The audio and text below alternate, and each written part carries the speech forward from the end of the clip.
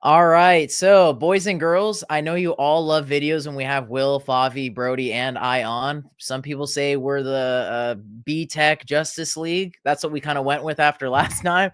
I thought it'd be great to reassemble all of us now that the Club World Cup is done. I thought we'd do like a little bit of a podcast style video, no editing whatsoever for this video. There will be timestamps for it, so you guys will know what topics we discuss, but kind of to give you guys a intro on what we're going to be talking about is getting everyone's thoughts on the Sounders campaign in the Club World Cup, players that stocks went up and down after this tournament, and we cannot say the same player, each one of us. We all have to try to have a different player for that, and kind of what now is the goal for the Sounders now that this tournament is at rest, finishing off, going into the MLS season, because we have Leagues Cup, obviously we have MLS Cup playoffs, and maybe even a final if we think they'll get to that point. But let's just get started with the Sounders Club World Cup campaign.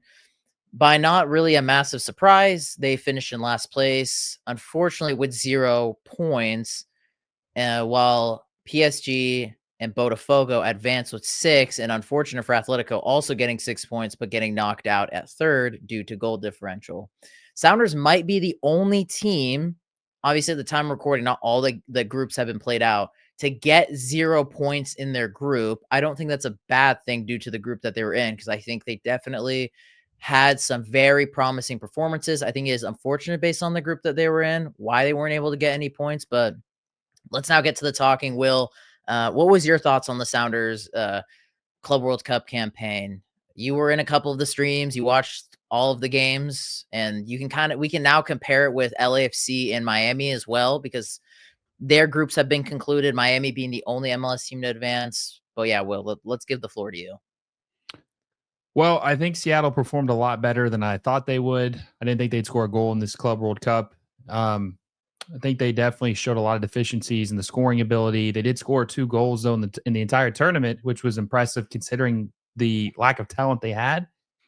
They looked a lot better than LAFC did. LAFC scored their first goal in Game 3 against a Flamengo team they kind of really didn't have anything to play for. They pretty much locked up the first place because they had the tiebreaker against Chelsea. And so I think LA, it's funny.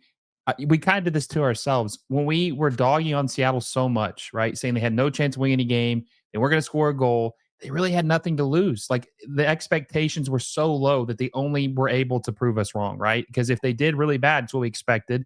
Anything else, they looked better. Like they were impressed. So that's what they did. They didn't lose a game by more than 2 goals.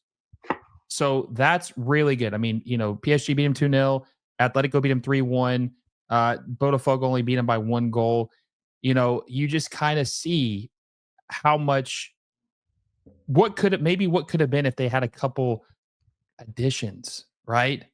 What kind of, here, let me talk for a second. Let's get serious here for a second. Let's I seen an account call me out and say some things. So I just want to clarify.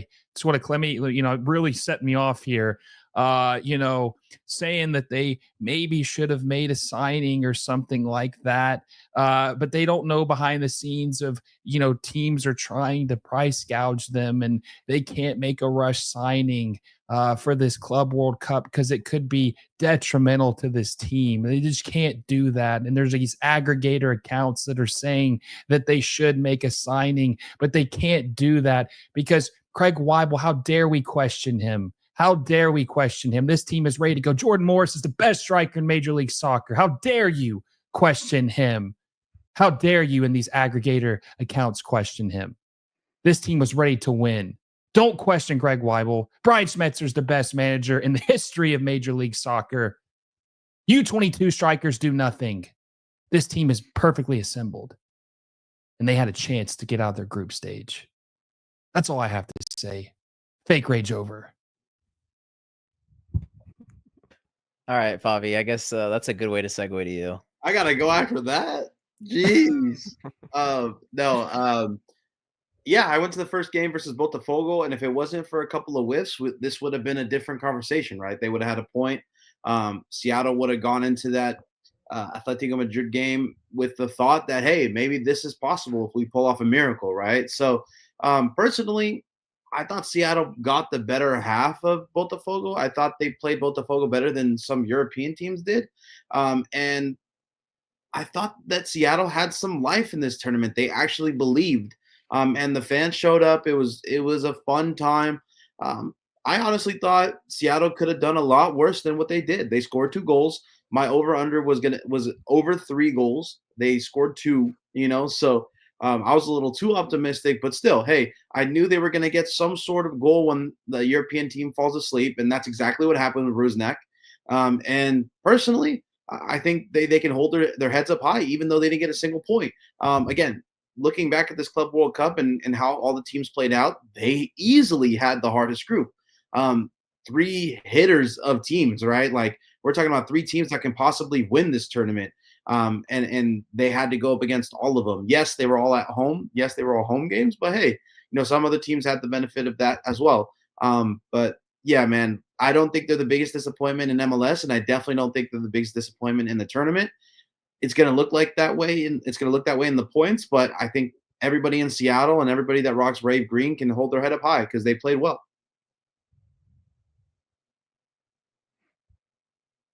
All right, Brody. Listen, I think for me, it just depends. There's 2 ways you can look at it. All right, so obviously, going into the tournament, everybody thought, including myself, this tournament, it's a wrap basically before it even starts. We're getting killed every single game. And based on those expectations, obviously, of course, we did walk away with 0 points. Of course, I am wearing my vacation shirt because I thought, maybe I'd join the boys in Cabo since they got, grouped. But from that perspective, like, we did a lot better than just getting absolutely thrashed every single game. So, I mean, you could easily just walk away from this and say, you know what, Sounders, they showed themselves well. We had players that showed that they can play and hang at this level, even be plus players at this level. Obviously the first game we outplayed Botafogo. Unfortunately, number 5, made a stupid decision and cost us points and money. But we can't, I guess, hang on that forever. But when you actually look at the context of the games, for me, it felt like at least the Botafogo game, especially, like I am a bit disappointed considering the context of that game, considering the chances that we had that we just could not put away, considering the dumb mistakes that we made.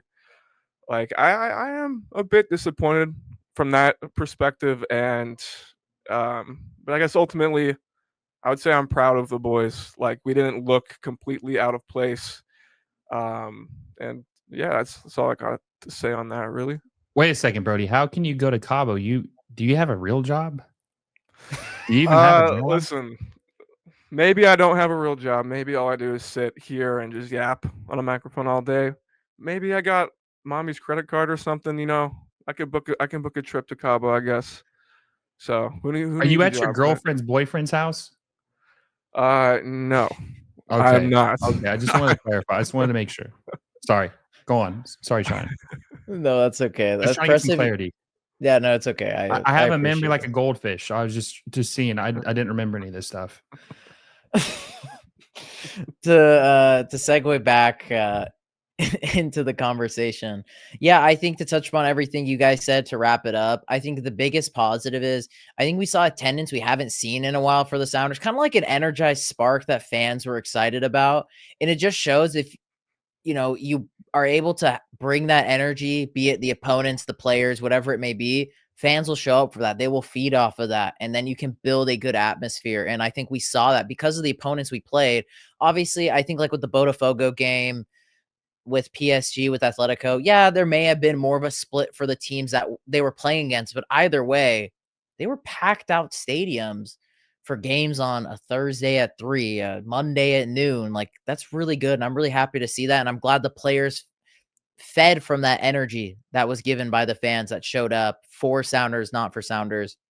Definitely, I think it's unanimous. They weren't the worst team in MLS that participated in it. That's good. I'm pretty happy about that.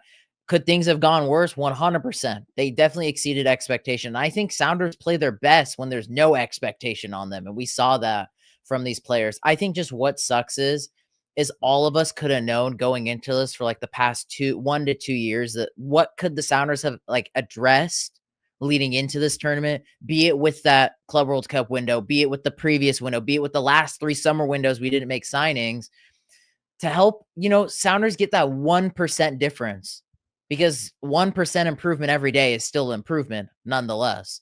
So to slag off and say like, hey, like we didn't need to make any improvements, we couldn't do this and that, we could have. I just think that's the slight bummer for me, is I felt like because at the end of the day, people can't forget draws, wins, they get you money. And those couple million is a big difference for MLS clubs like ourselves.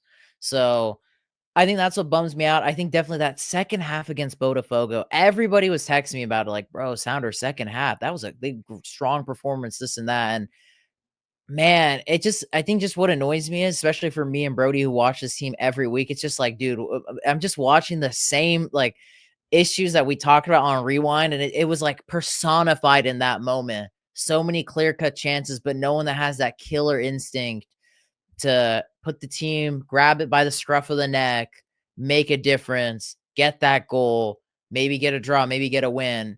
I think that's the thing that is a bummer. But at the end of the day, I think everyone could be happy with what Sounders did. I'm just hoping now that we saw this, even outsiders saw what deficiencies the Sounders have, what they could improve on. I'm hoping come that summer window, maybe it's something you can address, because we still have another transfer window, folks. So maybe summer window with more options, more players on the market, more flexibility, more time. A player can adjust, can embed in this team that can score goals, hopefully, for us. Do you guys have anything else you want to add? Yeah. Yeah, one thing I wanted to add on to that is it almost looked like the Sounders were missing one European guy. Yeah. Like in this type of tournament, the players who shined, in my opinion, were the guys who have been there before. LAFC, yes, they were very disappointed, but they still had that one European guy or two. Hugo Lloris was putting up a performance, right? For Miami, La Tortuga, Luis Suarez showed up when it mattered the most, right? Even though he's on his last leg. Damn. He heard that, dude. It's not good. But like We'll check that later. You're talking about leadership and talking about a team that can grab them by their cojones and then tell them, hey, we need to do this and that. Yes, Roldan is a good leader, but for MLS, this is a different kind of animal, in my opinion. And they could use one guy that's been, that's done it in Europe, like a Ricky Puig, or I know Zlatan is like the best to ever do it, but Zlatan or a Suarez or a Hugo. Or as Brody likes to say, come on, take it away. Of course. Can't forget Kvaratskhelia, of course. Like a Kvaratskhelia. No, but actually though, like they need a guy with the killer instinct, and I would add to that and say they need a guy who's been there before. I also wanted to just say too, like in the context of this team, like there was apparently we made some sort of argument that a designated player had to come for specifically the Club World Cup, that we should have dropped or released one of our DPs to sign a DP to help the team. But for the context of our team, our number 9s, we were starting Danny Musovski, perennial MLS backup, USL player turned MLS. Like it didn't have to be a DP player. Like I know obviously we want the Cuchos, the Ibras, whoever The Rui Diaz's. Exactly. Yeah, but I don't even think it had to be on this level. I think you could have loaned in a guy without having to release anybody for a DP slot. I don't know who even. Apparently, that argument was made, but you didn't have to create a DP slot to bring in an effective player in that position specifically. I think, like, bro, you know how many non-DP strikers are better than Danny Musovski? I think a good one that J. Ross brings up a lot is Baribo.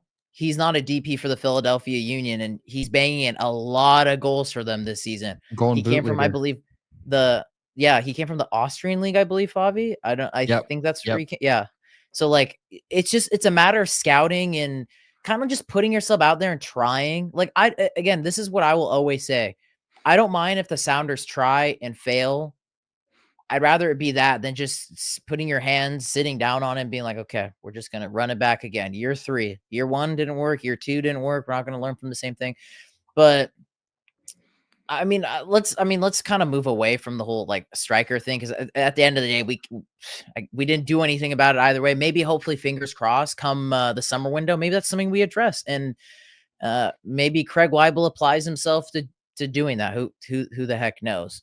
What did you just say about Craig Weibel? Got a lot of nerves speaking up about Craigie Dubs, buddy. Oh, Don't speak about my goat like that. yeah, not Craig. He tried. He tried, man. He tried. Come on, dude. You know how it is. You can make a bad business still. You only have 10 windows. You trying to get price gouged? Come on, 10 man. windows. Come on, dude. They tried. U22 strikers don't even do anything, Cheyenne. What are you talking about? We talked about this. Jordan Morris is in his prime. He's never been hurt, ever. Yeah, Well, he's the was goat. there for the tournament, though. One thing that the Sounders do have to kind of think about, you had a DP down, which that kind of sucks. Yeah. I think Is he really a DP Well, though? Like, he's is he the really funny- DP quality? The funny thing is, though, Favi, is we have to give credit where credit is due, because I think Brody waxed lyrical about this during the offseason with making Jordan Morris a designated player. That's not the problem. Like, okay, he hit the incentive, he's a DP and whatnot, but we have seen as the years have gone on for Jordan Morris, like post 2020, he cannot stay healthy almost for an entire season. Or he cannot, this is the easier argument, he cannot be consistent at least for 75% or an entire season. And this year, and it's either or of, being consistent throughout the entirety of a season or being fit throughout the entirety of the season. And he's having a reoccurring injury issue, which, again, like, knock on wood, you don't want that to be the case for a player, but, we've already seen it before in the past. So kind of like build something where you have another striker in your book, you have another option in your book where even if Jordan's fit, what's the worst problem to have when you have two really good forwards? Like, think about the days with Rui Diaz and Will Bruin. Will Bruin was banging in a lot of goals when Rui Diaz was still scoring. You look at the days when Oba and Clint were still here. Chad Barrett was banging in goals, even though Oba and Clint were on a different level. But Chad Barrett was like, hey, I can still contribute, even if Oba's not here or Clint's here. A guy who the Sounders should have really gone after in the free agency was Josef Martinez. That would have been a player that honestly, I think I said we should have gone for him. Yeah, it could have been a good role player in this tournament for them. They should have. I mean, what they should have done is they shouldn't have re-signed Albert Rusnak, and they should have traded for Chicho Arango. That would have been the real good signing. That would have been the best sign they could have made, and they got him for $1.5 million. What did they give up? They gave up Liao Chu and a bunch of GAM for Jesus Ferreira. So, yeah, every move the Quakes did in this offseason with Bruce Arena, the Sounders should have made. And they could have easily brought those guys in because the Sounders are a bigger organization and have a bigger fan base and are in the Club World Cup. So saying that the Quakes beat the Sounders because of Bruce Arena, I don't think that would be the case. I was going to add to better, real quick, how much better would this team have been if they had Chicho Arango in this Club World Cup? We probably get points. We probably would have gone a draw against Botafogo. I know it's just a draw, but that's also like $1 million. You get like $1 million something. The thing is, too, it's not just the fact that, like, okay, well, it's just for one tournament.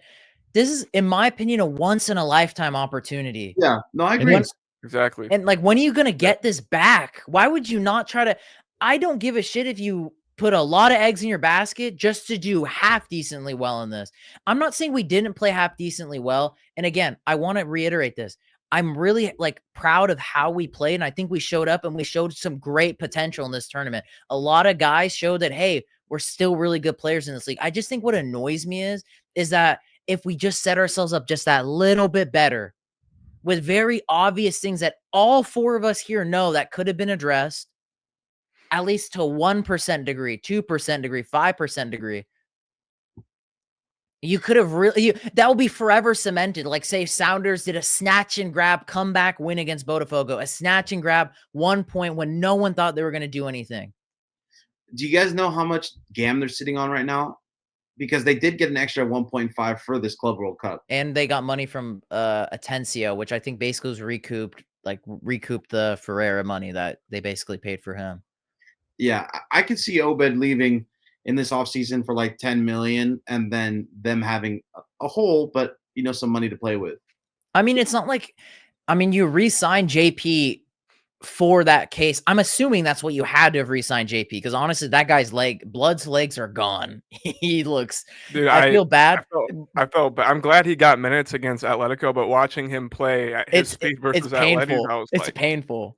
It wasn't even just that. Remember the LAFC game that he started? oh yeah, no, but I Yeah. just mean in comparison to teams like Atletico Madrid, I was like, But oh, you have guys like Leyva and João Dunk is Paulo done, that I'm assuming you re-signed João Paulo for in case Obed leaves. So it's like, obviously it's going to be a drop off, no question about it, because I've said it in multiple videos. Obed, Cristian, give me the will to live in this team. They're the ones that by far, head and shoulders, are the best players on this team.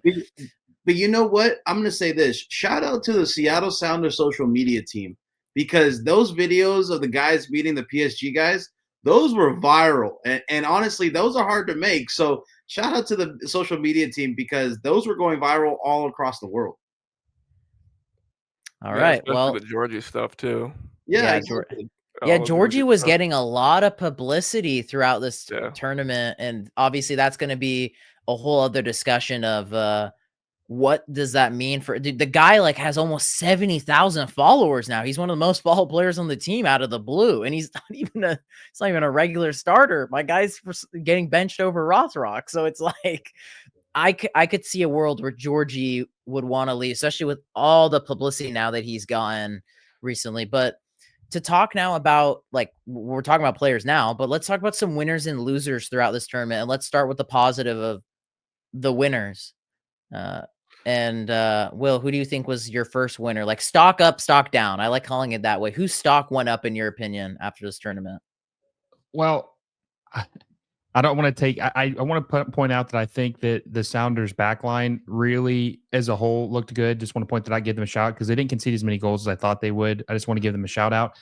But I was really impressed. This is going to probably feel like a cop out answer, but I was really impressed with Cristian Roldan. I thought he looked really, really good in this tournament.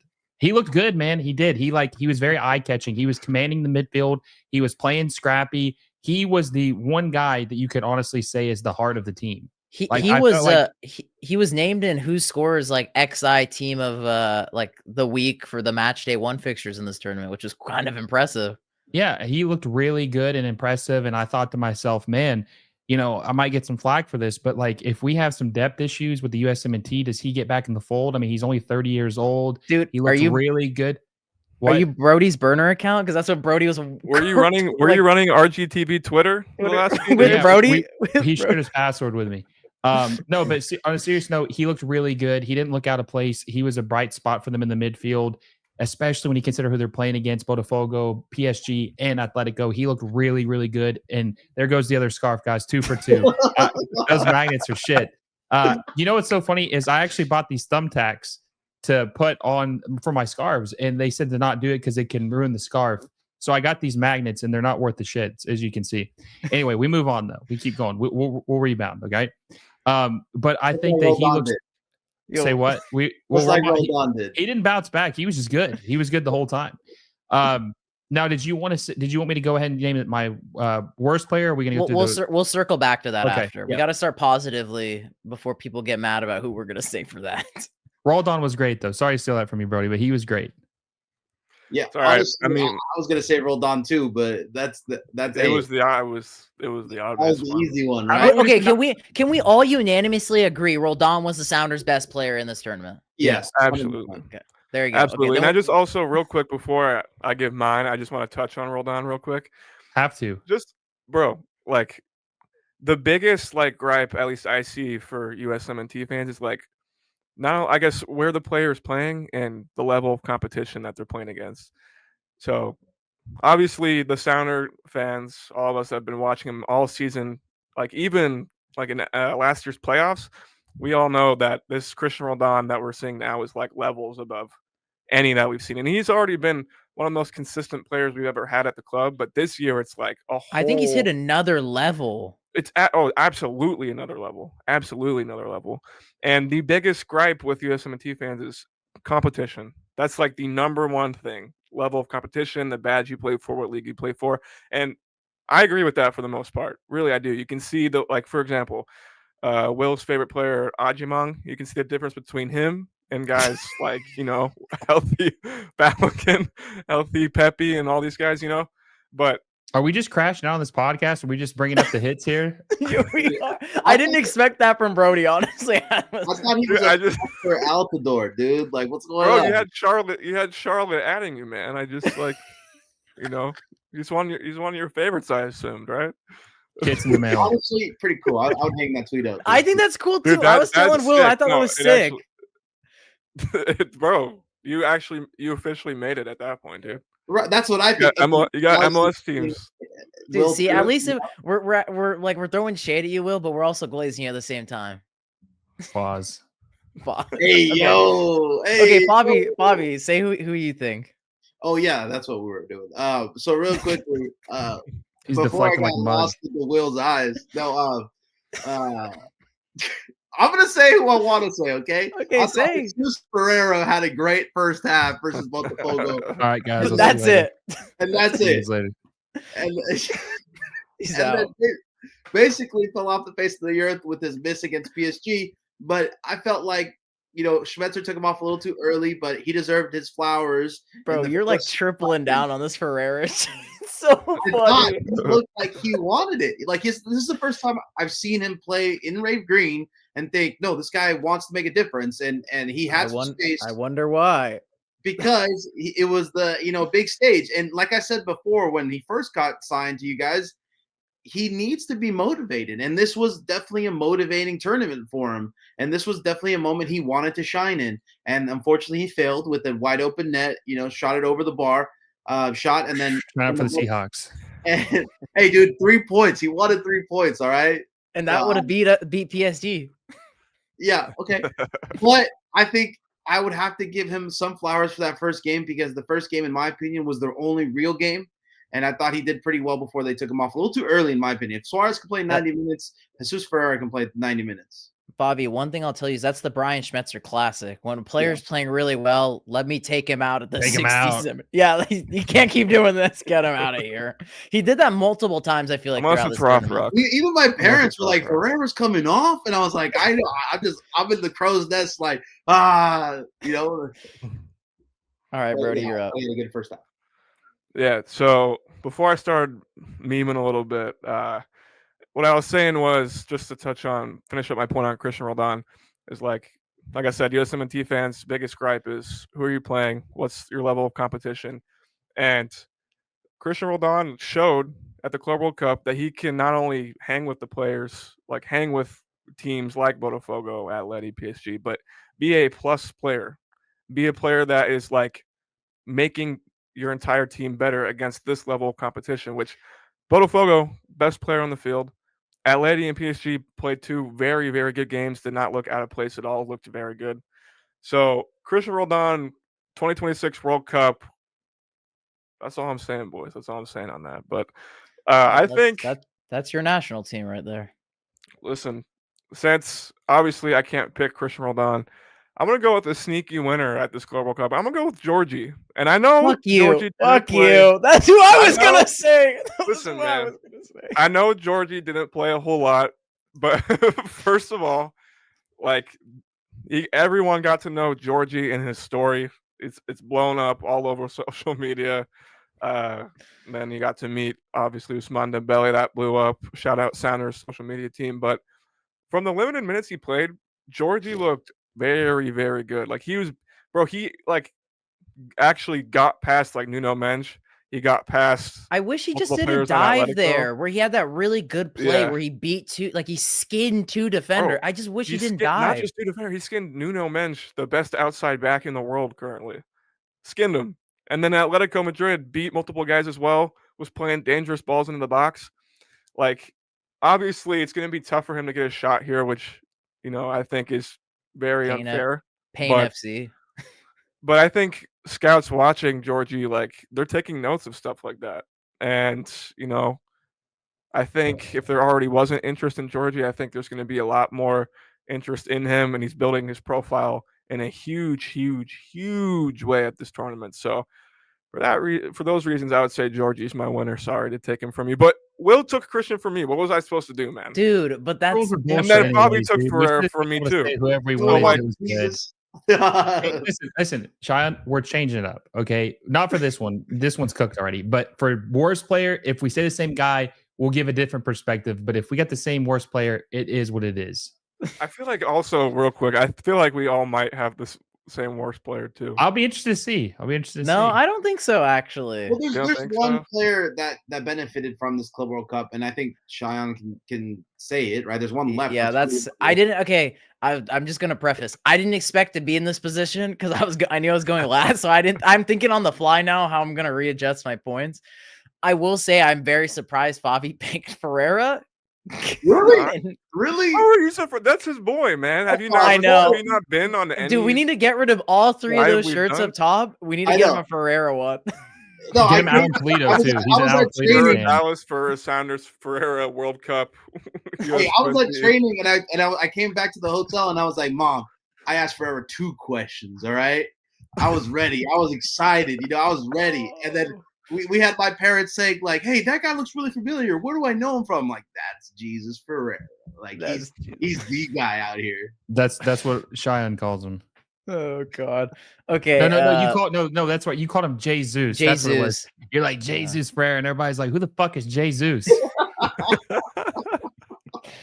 Maybe that's That's the Brazilian pronunciation. Yeah, I know. I became too much of a football hipster for a second. I think this player is going to be obvious to talk about. Obed Vargas.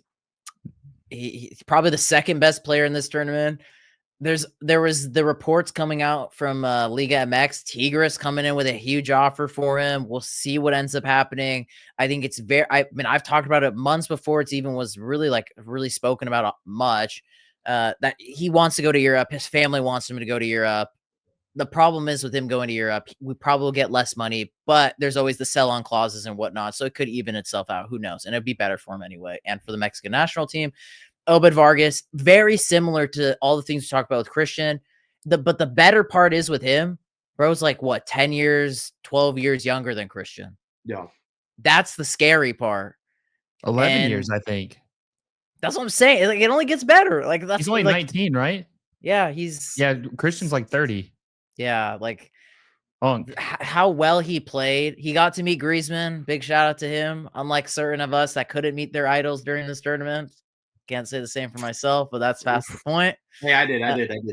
Okay, good. Yeah, we know, Bobby. But nonetheless, I'm happy for Obed. I think this will only up his price. I'm not really that surprised. I have nothing but good things to always say about Obed. He looked fantastic in this tournament. Probably was the second best player in this tournament, in my opinion. One sneaky shout, and I know no one's gonna really fucking agree with this one, but if you know ball, you know ball. I think Ryan Kent was good. Yeah. He was okay. He was good. He was good. I think. I just feel bad because I just don't think the system we play suits him. Like, I feel like, especially that PSG game, I feel like he was so quick with his touch. Like, it's stuff you'd see from a European caliber player. Right. And I'm just like, oh, well, yeah, of course. Well, yeah, he is. And I think we definitely have to bring him up. In my opinion, it goes Cristian, Obed, Kent / Georgie. Ferreira is not anywhere near the top 5, though. I'm sorry, Favi, but Rusnak got a goal, so he deserves an honorable mention. Bro, dude, you're hey, he made history. He was like the second. Wrong kind of history. I don't know, Favi. I think Rusnak was good in Atleti, but the other 2 games scored a goal. Yeah, he had a really good chance against Botafogo. That there were so many of our followers that were coming at his neck for that miss. But Favi, I just think it's funny because I don't entirely disagree with you. Like, obviously, big shout. I just think it's funny because you go so against the grain. You go so against the grain. I'm thinking more history. I'm thinking like not in like. Of course, Seattle had a chance, but like let's be realistic. Like this is like when a USL player scores in MLS. It's like, oh, it's a nice thing. Aww. No, I just think it's funny. But let's not talk about stock down. Now, after the winners, who are the losers, in your guys' opinion? Whose stocks went plummeting after this? So, oh man, okay. Who do you guys think I'm going to say? Easily, I know who you're going to say. I know who you're going to say. Who am I going to say? I'm going to Pedro. Yeah, Pedro de la Vega. Oh, by far. One guy who was interested, or was that all So- interested in? He played a Wait, we total- mustn't forget. Atletico Madrid, PSG, or Botafogo might be interested in him, but continue. So I think he played like 79 minutes combined through the 3 games. He even played against PSG. I mean, this is a DP. He's supposed to, like I say this all the time, but I'm going to keep saying this because it's true. He's supposed to be a difference maker. He was brought in here to be a game changer. He was brought in here to make you guys a contender. He was brought in here to try to win you guys another MLS Cup, something you guys haven't done in 6 years. You know, I told you on the phone the other night, it's crazy. You guys had 4 MLS Cup appearances within a 5-year window, and you haven't made one since 2019. That's crazy. You made 4 in 5 years, but can't make 1 in 6 years. It's absolutely something's wrong, obviously, if that's the case. Something's very, very wrong. But Pedro de la Vega just looked sloppy. He didn't look confident.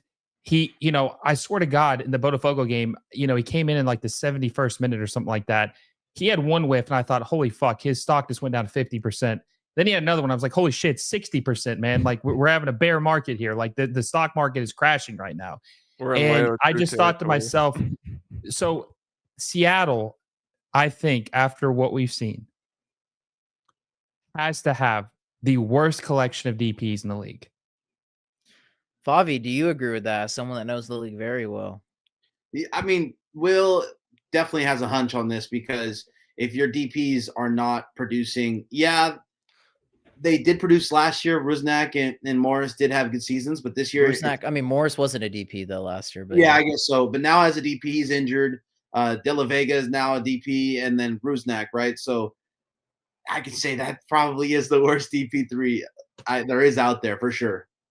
And I'll say this: the core roster makes up for it. Like they're not bad. Yeah.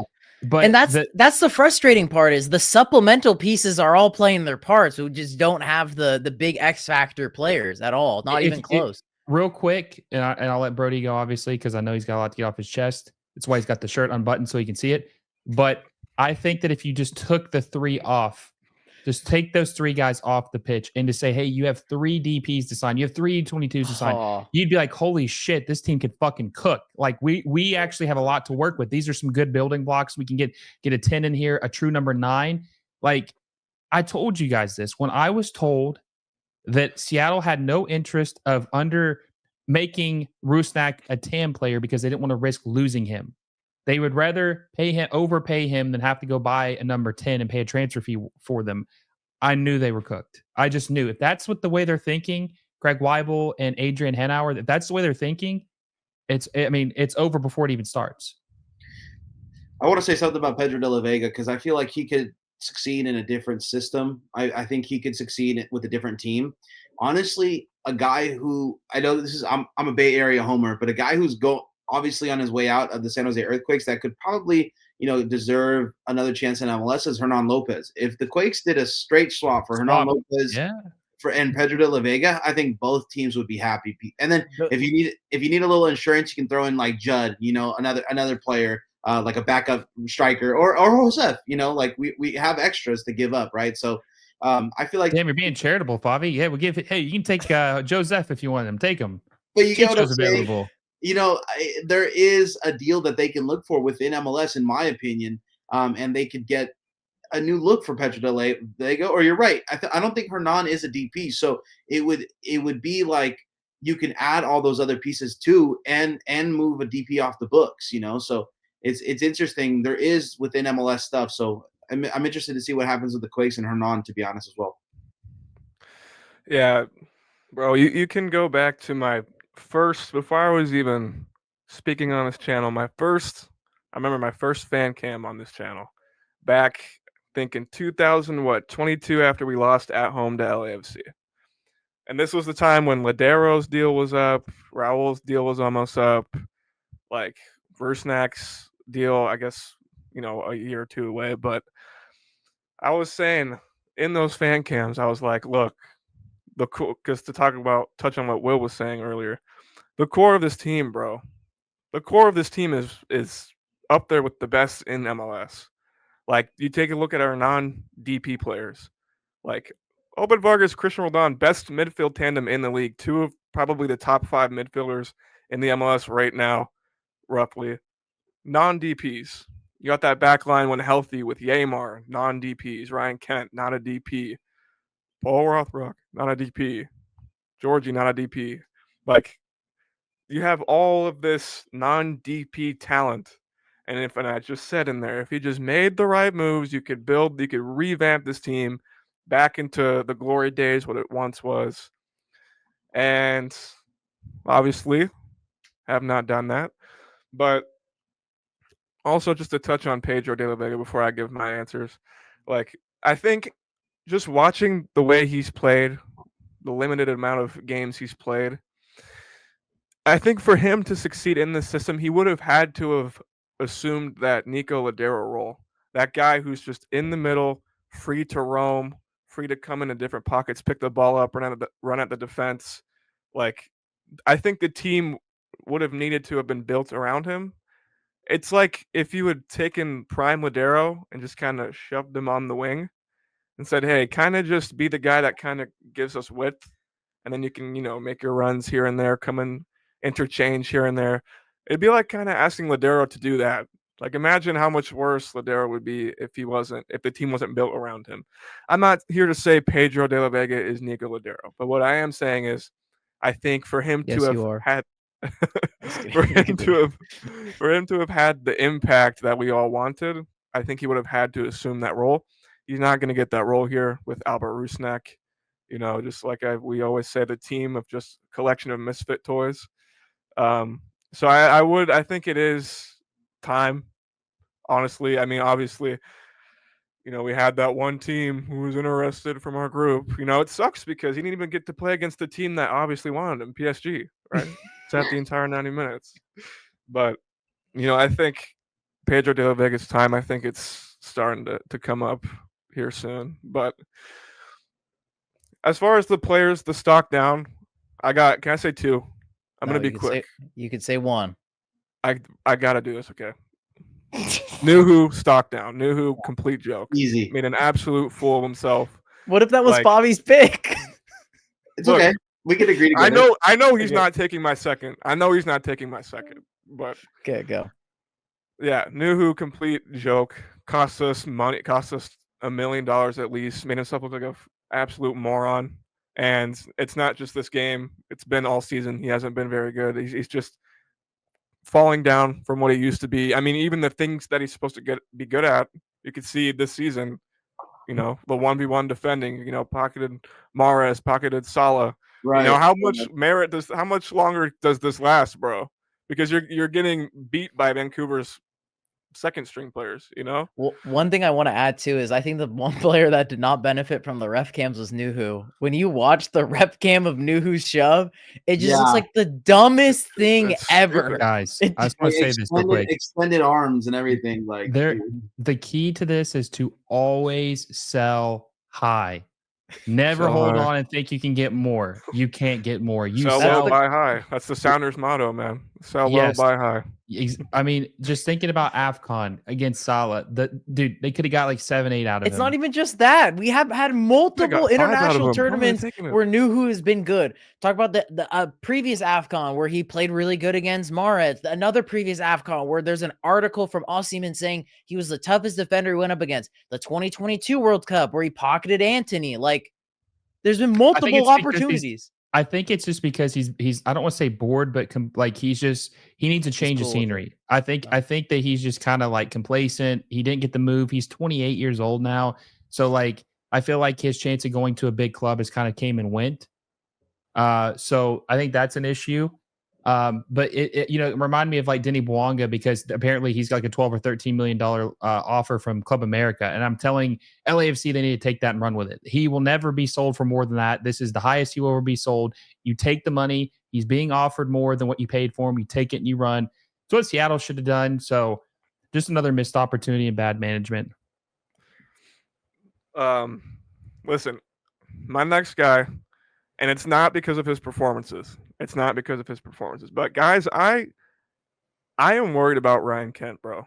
I'm worried about him. Like, Ryan Kent, I mean, Sean, we've talked about this, on phone calls, but Ryan Kent came here for this tournament, right? and things didn't go the way that Rankel probably wanted them to go. I think you thought could tell too in the PSG game, he looked a little frustrated. Yeah, and Rankel looked good. Like, he looked good in the tournament. Yeah, obviously no goal, no assist, therefore bad. Like, you could say that, but like just using the eye test, Rankel Dude, looked good, Rothrock but did better than him. He got an assist, bro. he's a better player, man. He's just better. By far. By far. I mean, who's faster? Rothrock. Who's got better feet? Rothrock. Who's better looking? Rothrock. Who's from Seattle? Rothrock. Facts. Yeah, exactly. Yeah. But bro, he came to this tournament. It didn't go, I assume, the way he didn't want to go, and then you end it with an early sub for Kalani Kosariansi, which shout out Kalani because I thought he had a good tournament. But when you're Ryan Kent, who came here for this tournament, like just to end it like that, you could And tell you're probably having your best match too. Dude, you could tell he was frustrated. He's like mouthing off after he gets subbed off. Like, you could tell, and I'm worried because it ain't just the Club World Cup. We got the rest of the season to go, and I'm worried about his motivation. Obviously, the system, he does not fit in Brody, the system. we mustn't forget too. We signed Ryan Kent for this Club World Cup. He was he was the bolster signing. He definitely would have been signed if Areola, wasn't signed. We definitely would have picked up Ryan Kent. Which, by the way, is so crazy. Like, that's so crazy that Areola was the bolster for the Club World Cup. But that's some down bad. Embarrassing. That's down bad. Yeah. No, but we bolstered our squad, guys. We really did. But ready to compete. How dare you question us? All right, Bobby, I'm just worried about him. Yeah, I just want to say I'm just worried about Ryan Kent as well. Honestly, it's a very valid point, Brody, and I'll actually add on to that once we let Favi go. Yeah, I'm gonna say stock down Jesus Ferreira. I mean, for fuck's sakes, this guy.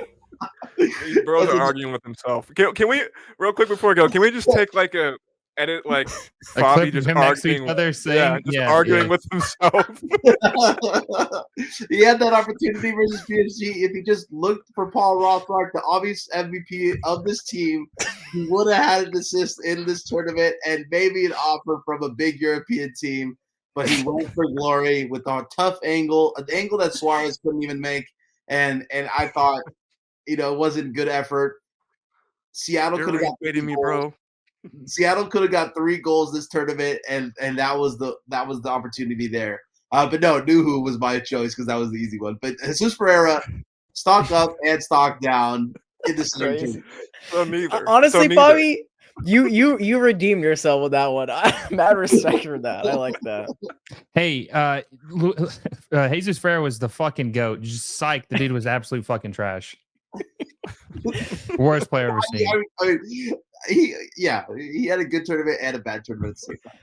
I think the biggest stock down that no one's talked about, which I'm really surprised about, is the fact that Danny Musovski didn't score, thus Brody does not oil up. That's the biggest stock down. Dude. He got an assist, but didn't get a goal. So that's better than Jesus. That's better than Jesus for being so great at being so fucking bad. I thought the Moose was going to be better than what he was. Yeah, I mean, I'm telling you, when they played LAFC and Brian benched him for that game, he didn't start. It like literally just fucking killed his momentum. Dude. Like he has just never been the same man. He had like 5 goals in 5 games. Right? But even just watching him, he looked so far out of his depth, which is realistically what we should have expected. Yeah. No, but that's what actually, Brody, that's literally what you said. We all said, like, even I said it. Like, there's literally the short where I say, like, even though Musovski bagged 5 goals in 5 straight games, like, it's still not going to cut at the Club World Cup. But again, that's not like Musovski stand though. Was it J Ross that was the Musovski stand? No, it was me. It was me. We all were at the. I mean, eventually it got to a point where we're all like, "Fuck it, dude." What's his role with him? I think I was the biggest one because I don't know. I was. All I know is the city of Reno, Nevada was ecstatic when one of their former USL team players was on the field for the Club World Cup. They were having watch parties for Kvaratskhelia. Honestly, they haven't seen a player since in that city, personally. But in all seriousness, my legit stock down it's John Bell. I think he was kind of garbage this tournament. I think the PSG game, he redeemed himself a little bit, but it's kind of similar to Nuhu. I mean, both John Bell and Nuhu kind of like John Bell last season was like everyone like, and I agree with it. I I was in the same boat. Was like, okay, he's a perfect third, fourth choice center back. But he started all 3 games. I feel so bad for Yamar. Like, my guy's been arguably one of our best players the last 3 years, and he couldn't at least get on the field for any of these games. I feel like he deserved it. If he played, I think he could have made a huge difference Why against didn't he get like the Botafogo. Jordan treatment? Just even in general, like why didn't he even get the Jordan? Do you want me to treatment? wait, do you want me to repeat what I already said? He's not from Seattle. He's not from Seattle.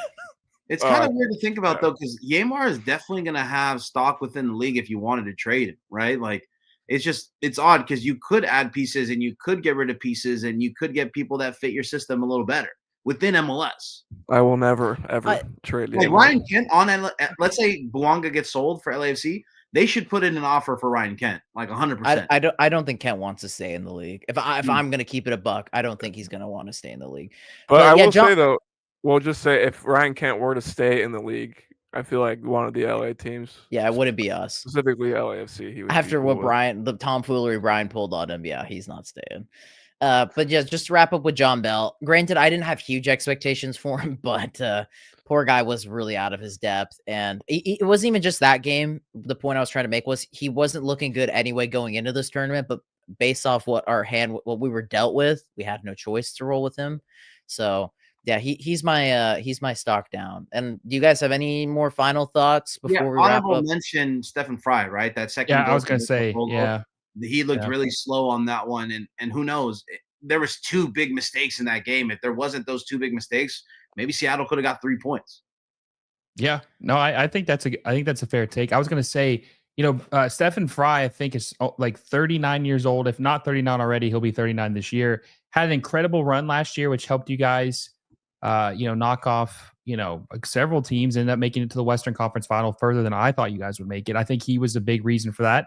It was the year of the old goalkeepers. Guzan helped Atlanta beat Inter Miami.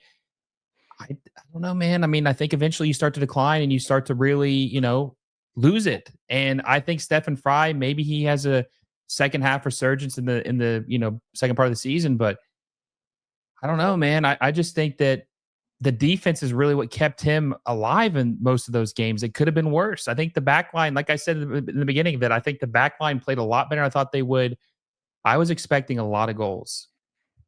We all were. But also, Atletico could have really been like that game. Could have really been 5. If Sorloth and Julian Alvarez just fucking put on one more knot around their boots, like Sorloth, like he was audible terrible. Question for you guys: what was the best game the Seattle played? What was the worst game they played? Botafogo best, Atletico worst. Atletico, I think. I said Botafogo the best, but also Botafogo the most frustrating. That's the thing. I think that, I mean, the results were not as bad as the other, but when you think about it, the 23 shots, 15 shots on goal, and really only 1 own goal is pretty bad. I'll actually, even though you said which game was best and worst, I actually think the best game by the Sounders was the second half against Botafogo. The worst performance was the first half against Botafogo. I thought that's fair. Yeah, I think we were pretty bad in the first half against Botafogo, and we thought beginning to the end, parting the Red Sea. We're getting like this is a 4-0 right here. Once it was 2-0 at half. I love that. This is okay. Stock up to this. We have to give Seattle credit for this. This has nothing to do with players. They were able to frustrate every team to a certain degree. I think that is by far the biggest credit we have to give them. And that's what pisses me off, man. It's like, okay, we can do all these things, but we just can't do the obvious ones of bringing in it's not even just this. I said this in like a video in the stream. It's not just buying a striker, but buying another like killer instinct attacking piece, be it a better cam for Rusnak or a really good winger. Like think about Sounders teams in the past. You think about your great that's linked to an MLS team right now, Mueller. Thomas Mueller would be I wouldn't take Mueller at the Sounders. Fuck no. They need a striker, man. They need a true striker. I mean, he's a better version than Jesus Ferreira, and they're not even playing Jesus Ferreira at his right position. Yeah, I was gonna say he would just be an upgrade to Ferreira, and Ferreira to play right wing. Yeah, to play right wing. That's what I'm saying. Like, but let's move on to now that Club World Cup's done. We have a summer transfer window. We have the finish off the remainder of the season. What's got to go down for the Sounders? Now that we've talked about all of this, one half of the season down, Club World Cup's now over. One thing I will add, and I think this is the main thing I want to talk about, is I hope we don't go 4 summer windows without buying a player. Like, that's insane if we go 4 summer windows without buying a player. And as well, I am a little bit worried that we put a lot of juice into this tournament in regards to legs, like, mental fortitude, things like that. I wouldn't say a hangover, but a bit of like exhaustion and kind of tired legs because of it. Like, because no one else had to do this. And we'll have to see how they bounce back and how because Brian, Brody, and I know he has favorites. And he doesn't love to rotate unless he really fucking has to. Yeah, can I say something real quick? Tiny, quick stock up. Alex Roldan. Brian Schmetzer found a new way to keep him on the field by moving Kalani, like subbing him on as a winger instead of putting him at outside back, bringing him on for Rothrock, for Kent, like all that just to keep Alex Roldan on the field, who, by the way, multiple giveaways that could have led to goals that weren't checked. But yeah, it sucks up to him. Brian just loves him. He'll never go. He'll be all right back till he's 45. Brian Schmetzer stock up. Brian Schmetzer's stock. But yeah, those are the things I want to point out. But I'll let you guys now. Let's talk about the team now. So we're talking about what's the summer plan. If Seattle don't make a signing after what we've heard, some people are getting clowned. A lot of people are getting clowned. I mean, they've got the whole they have until September to make an addition. September. When does the window open?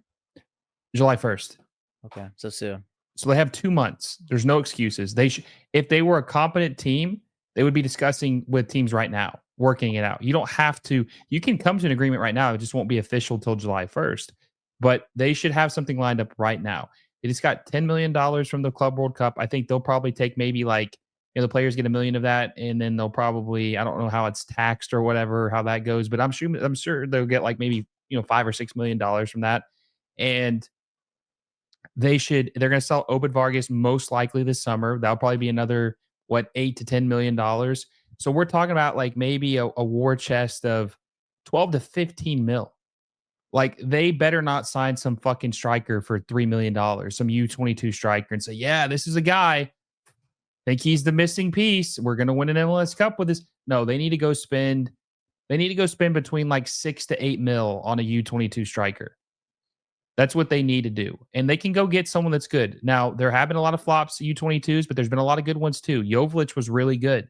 Now, he didn't get to start from day one because of Chicharito, but when he played, man, he was probably the best super sub in the league for a little bit. I mean, he was scoring goal after goal after goal coming off the bench. Learning from the man that was once one of the best super subs in the world of football. Exactly, for Manchester United. Exactly.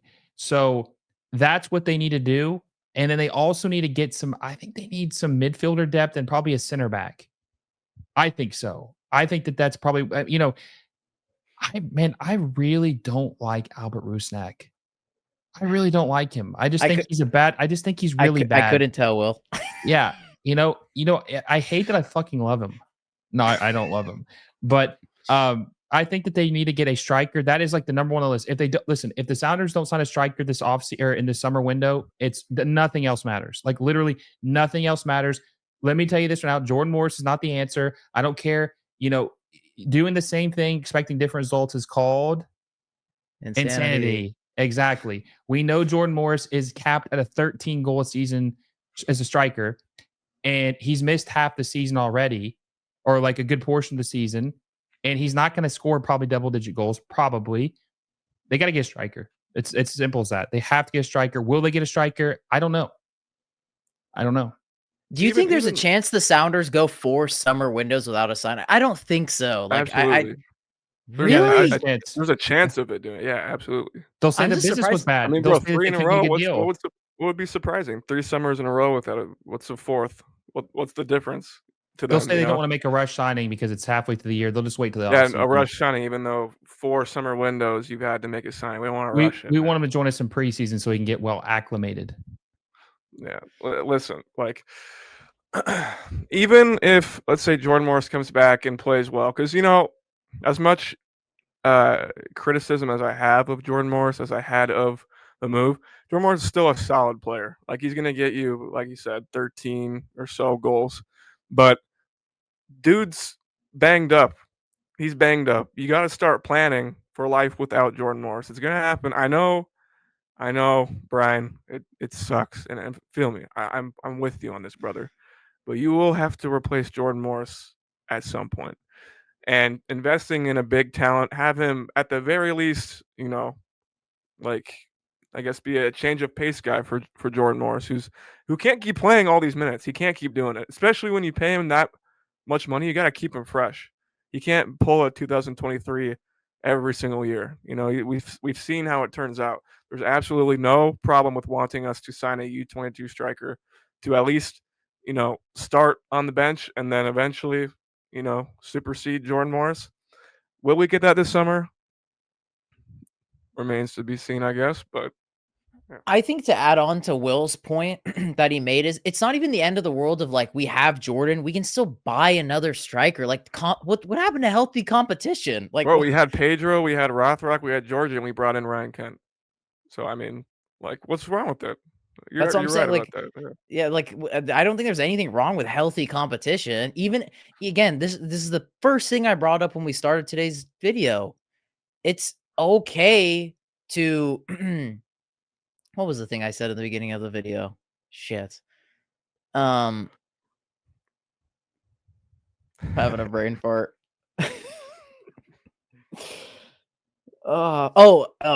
I'd rather us try and fail than not do anything whatsoever. That was the point I made. Wow, that was really bad. It's starting to get late. It's getting to bedtime here. But yeah, I'd rather that. Like, because shit, dude. Like, I know like fans are not gonna be happy for summer windows. Like, this is the general window for every club in the world. Like, Favi loves waxing lyrical of you. The Sounders could have made this MLS trade within MLS. Like, there's a whole big world outside MLS. I know that's crazy to think about. But they like to deal within MLS. With Wable, with W, I was thinking, there is some within MLS moves that they can easily do. It's just it's a little harder. It's not that. No, I know it's not that. There's anything like. I'm not throwing shade at you, Favi. I'm just saying like we could do other things outside of MLS, but it doesn't hurt even within MLS if you make the right ones. But I really want the Sounders to bring in somebody that'll make an impact, a striker and a wing back, like an outside back, not wing back, sorry, but an outside back for competition for guys like Nuhu, for guys like Roldan, Alex Roldan specifically, not Christian. Don't come at me about that. Because the thing we're talking about is with Nuhu is like, how is he going to start when he did what he did against Botafogo? How is he going to start when he did what he did against the Whitecaps? Like, there needs to be, because we don't have any other left backs. Reed is decent, but like he's not a true left back. Come on now. Like because we don't have any other options. Like you got to create a healthy competition in this team. The same thing with the striker position, same thing with the outside, like the outside backs. I want just some healthy competition. And I want to see the Sounders like I think we'll kind of end up where we're kind of at, maybe between that like 4th to 6th place range. But I want to see us beat the big teams. You bring in these pieces and actually like be in those games, have it exciting, like show that you can compete. I think the only big win that Sounders have had this year was against San Diego. But that's it. I guess so I want to see that from us in the second half. And if you bring these pieces, I think you can. And as all of us know, the second half of the MLS season is the one that matters the most. Yeah. The worst part about the Sounders squad looking at the second half is Rusnak is like not movable. Like I don't think you can sell him to any team at the DP contract. Wait, remember, Favi, one of your iconic quotes. How many teams in the league would have Rusnak as a DP? Well, selling him to a team will be tough. Developing him and making him a Sounder for life, that's easy. All right. I actually even forgot he played for RSL. He's been a Sounder so long, I personally think like maybe you could try to get Cincinnati to take him off your hands when Evander gets sold to Galatasaray. Maybe you could be like, hey, you get him for free. You can have him for free. That's in 3 years, though. No, well, Evander might leave to Galatasaray. I know, but Rusnak's contract doesn't end for what, another 2 or 3 years. Yeah. See, that's what I'm saying. So in 2 or 3 years, they can have him for free. Yeah. Or like, hey, can you take this DP contract so we don't have to use our termination on him? No, Sounders would never use it. They didn't even want to do it with Rui Diaz when he was asking them to do it. Yeah. So, but okay, but what are you hoping for them summer window finishing off the season? Yeah, honestly, I want to see some trades. Like, if they're not going to look outside, I know Shia is going to be like, "Oh, that's a cop out answer," but it's the truth. If I want to see some, if Yaymar's not going to touch this first team and it's John Bell now, try to find a home for Yaymar, because I know for a fact a team Dude, like look at Miami, Brody's eyes when you said that. Were like, what the fuck you just said? Aymar's he's never leaving, man. but like a can't. team like Miami would love to take Yaymar. Well, of I'm course, sure any they team would love to man. take I'm Yaymar. sure he gets into every lineup in the MLS. Yeah, So I'm sure and Miami might have some pieces to move too. Like for example, a guy like who, for example, in Miami, like Yannick Bright. Messi. We'll take Yannick Messi. We'll Bright take would be Messi. like a great option for the Sounders in that midfield. I feel like too. You add another midfield body, a winger or Thomas Aviles. You get younger on the back line. Maybe you give him a second chance. You could trade him for Pedro de la Vega. I don't know. You could do some things, right? It's so ironic you were even though we were talking pre-recording, I don't know anything about any other sport other than soccer, but I just think it's funny because it's one of my favorite movies. Is you're wearing an Oakland A's hat and you're like talking like Moneyball right now. Like that's what you're talking like. And the Sounders are the closest thing to Moneyball in the MLS. Wow, that's kind of depressing. But they're good at it. Are they though? Like now? They compete. I'll give them that. Okay, any other final thoughts, guys? No. All right. All right. I mean, listen. I'll say this. I'll say one more thing, and I'll close it out for us because I actually got to run here in a second anyway. LAFC have dethroned you guys as the worst team for Major League Soccer in this tournament. So at least you're not last. Still ugly, but not last. Could be worse, right? Could be worse. That's what we that's Bobby's favorite line. It could be worse. That's what Favi's girlfriend said when he asked her out. Oh, could be worse. Could be worse. Prom, I got denied twice before the one said yes, so it could be worse. Could be worse. Boys and girls, if you guys like this type of video where we have Favi and Will on, let us know your guys' thoughts in the comments down below. Let us know your guys' thoughts about everything we discussed, Club World Cup. You guys agree, disagree. Again, you don't have to come at our necks about it. If you guys disagree with something, this is all just a conversation. It's not that deep. Just let us know your guys' thoughts in the comments down below. Make sure to smash the like button on this video because the more likes we get, it indicates to all of us because everyone sees that like amount that we get. Hey, we're going to do this again. Favi's going to be like, you know what? Fuck it. I'll come back and spread my propaganda about Ferreira. And Will be like, hey, I'm going to come spread my propaganda how Rusnak is straight butt cheek. So it only happens if you guys make it happen. Boys and girls, I hope you all have a lovely day.